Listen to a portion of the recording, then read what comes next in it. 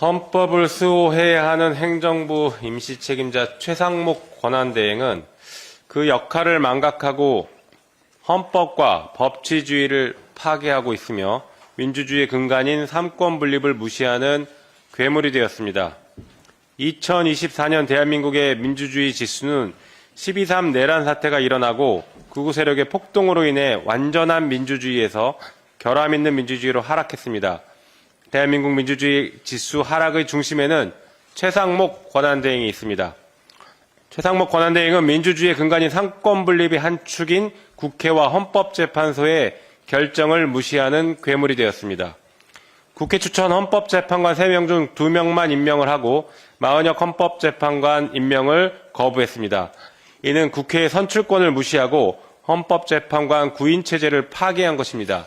또한 마은혁 미임명은 헌법상 구체적인 자기 의무의 불이행에 해당한다라고 한 헌법재판소의 결정에 대해 헌법재판소의 판결은 존중한다라고 말만 하면서 임명하지 않고 있으면서 헌법재판소의 판결을 조롱하고 있습니다. 독재자들도 하지 않는 초유의 사태를 저지르고 있는 것입니다. 최상목 권한대행은 대한민국 법치주의를 파괴하는 괴물이 되고 있습니다. 국회는 12.3 내란 사태를 조기 종식하기 위해서 지난 12월 10일 위헌적 비상기업 선포를 통한 내란 행위의 진상규명을 위한 특별검사 수사 요구안을 통과시켰습니다. 상설특검은 검찰총장 출신인 내란 우두머리 윤석열과 함께했던 검사들이 요직을 차지하고 있는 검찰이 아니라 정치적 중립성과 독립성을 갖춘 특별검사를 통해 공정한 수사를 진행하기 위해서 꼭 필요한 조치였습니다.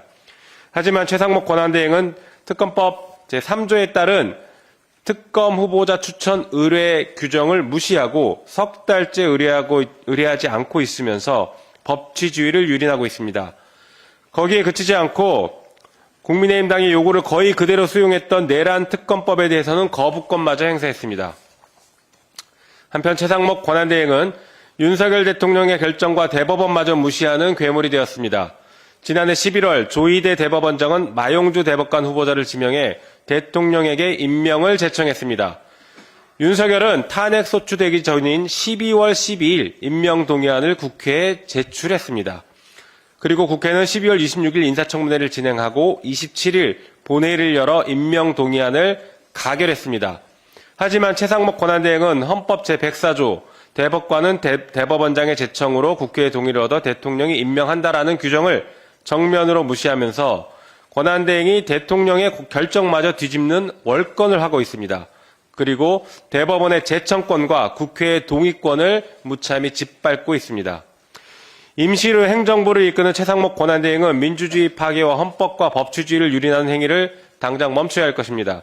지금이라도 마은혁 재판관과 마용주 대법관을 임명하며 내란 특검 후보자 추천을 의뢰해야 합니다. 헌법과 법치주의를 지키고 권한대행의 의무를 충실히 해야 할 것을 경고합니다. 그렇지 않을 경우에는 내란 세력의 맨 앞에서 가장 강도 높은 심판을 받게 될 것이라고 강력히 경고합니다. 내란 수계 윤석열의 구속 취소와 반성 없는 복귀로 국민의 불안감이 커지고 있습니다. 이 불안정성을 해결할 유일한 기관은 이제 헌법재판소뿐입니다. 국민과 헌정 질서를 수호하기 위해서 신속하게 파면 결정을 하기 바랍니다. 이상입니다.